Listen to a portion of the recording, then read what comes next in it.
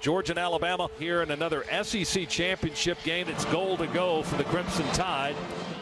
Tua will audible. Now they'll bring Judy in motion. For all the consideration, attention, obsession Tua Tagovailoa's injured ankle has received in the last month, there's a misconception about which ankle he hurt and when. I felt like I was about to peak, but I ended up getting hurt within the first series, and I tried to stick through it.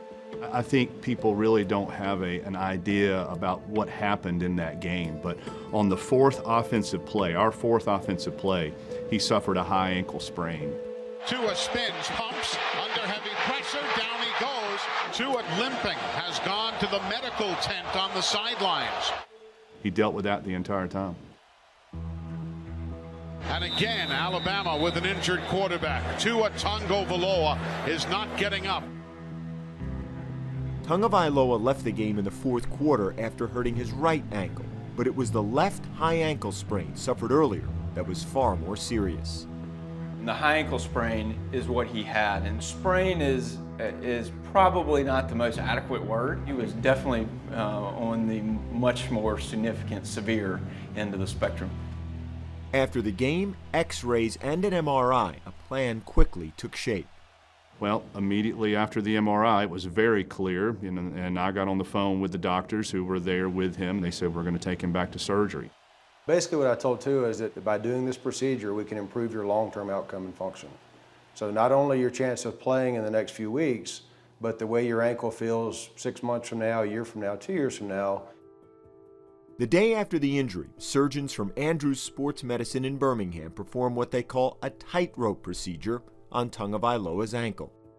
The high ankle sprain is where the two bones, the tibia and the fibula, spread apart. The ligament between the two bones is torn, and so we're drilling a wire across the two bones that has a little button on both sides, and that allows the two bones to stay together, and it stays in forever, and it provides kind of long-term protection and fixation for the ankle.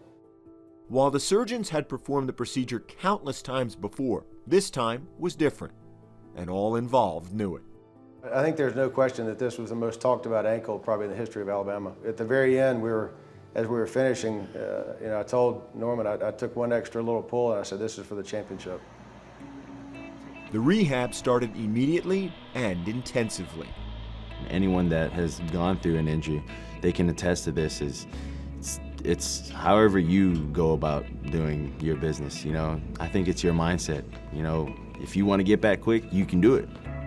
He went on a 24/7 treatment and rehab protocol that will continue all the way up to the game. After, Tua flew privately along the awards circuit, after walking with a boot in Atlanta, using his scooter in New York, going bootless at the Heisman. He has continued to progress, now participating in most drills at practice, all with one goal. We want to make sure that his risk is no greater than any other player out there. And based on how he's progressed so far, we don't feel that we are. I hope to be at 100%. That'll be fun. That'll be very fun.